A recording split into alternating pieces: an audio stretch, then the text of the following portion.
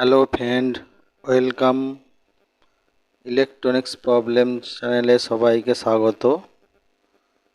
তো আজকে একটা প্রেস্টিজ 3.0 V2 ইন্ডাকশান কুকার,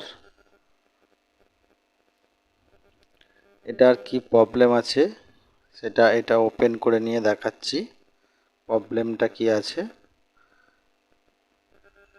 প্রথমেই দেখালাম কেন কাঁচটার মধ্যে লাইট পড়ছে, ওই জন্য ঠিকমতো বোঝা যাচ্ছে না, সেই জন্য কাঁচটা ওপেন করে নিয়ে তারপর তোমাদেরকে দেখাবো যে প্রবলেমটা কি আছে।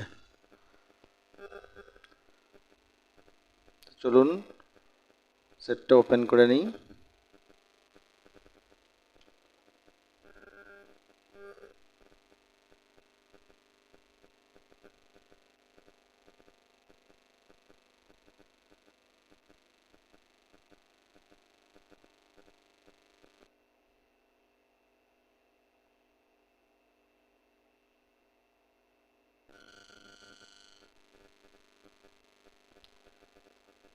সেটটা ওপেন করে নিয়েছি, এবার প্লাগ ইন করে তোমাদেরকে প্রবলেমটা দেখাচ্ছি।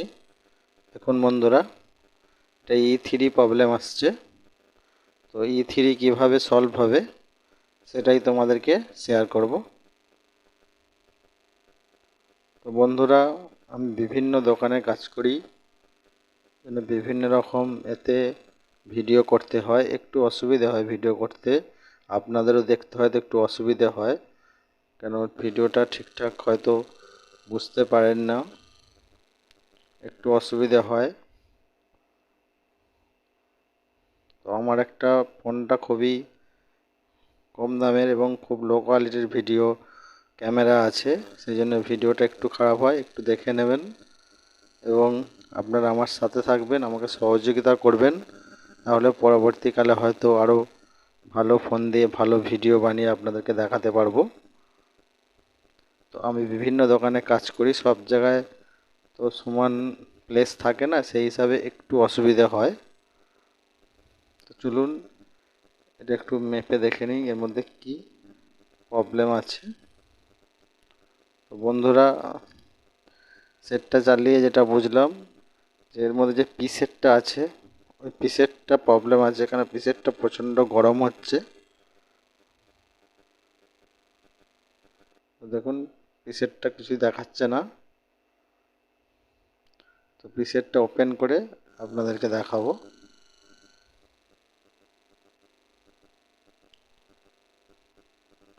এবার নতুন একটা পিসেট, ওটা মেপে দেখে নিলাম ঠিক আছে কিনা।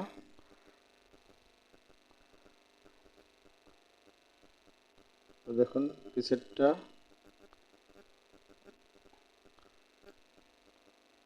700 মতো ওহমস দেখাচ্ছে। তো পিসেটটা খুলে আপনাদেরকে দেখাবো। পিসেটটা পুড়েও গেছে, গরম হয়ে পুড়ে গেছে। তো পিসেটটা ওপেন করে নেব, ওপেন করে নিয়ে আপনাদেরকে দেখাবো যে পিসেটটার কী অবস্থা। গরম হয়েছে, পুড়ে গেছে পিসেটটা।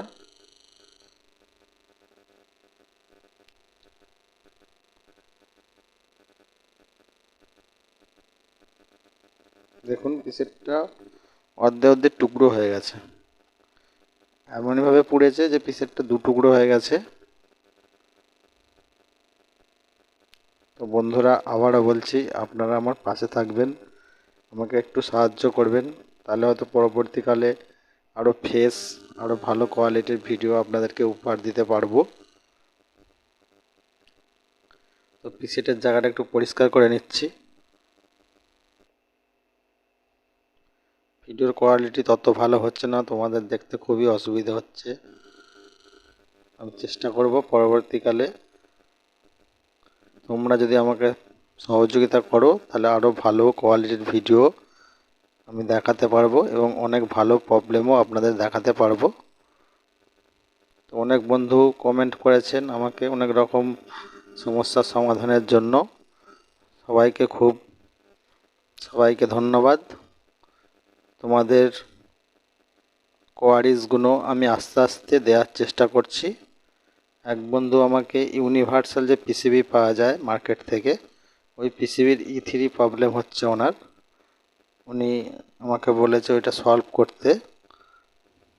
তো বন্ধু, আমি খুব তাড়াতাড়ি সম্ভব তোমার প্রবলেমটা সলভ করে দেওয়ার চেষ্টা করব।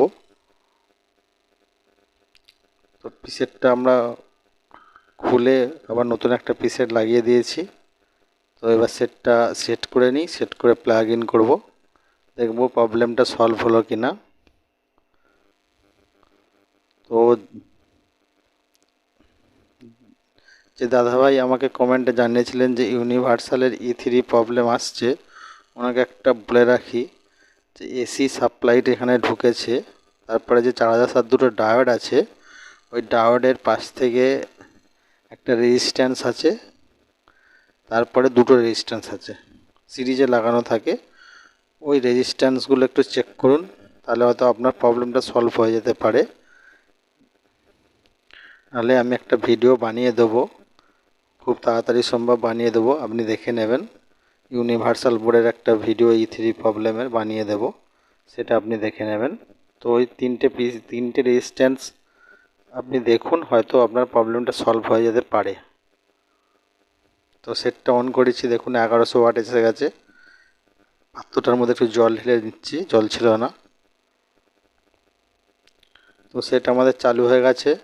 তো বন্ধুরা, 3.0 V3 মডেলে যদি E3 প্রবলেম আসে, তাহলে আগে পিসেটটা চেক করবেন, তারপর অন্য কোনো পরিচালনা যাবেন।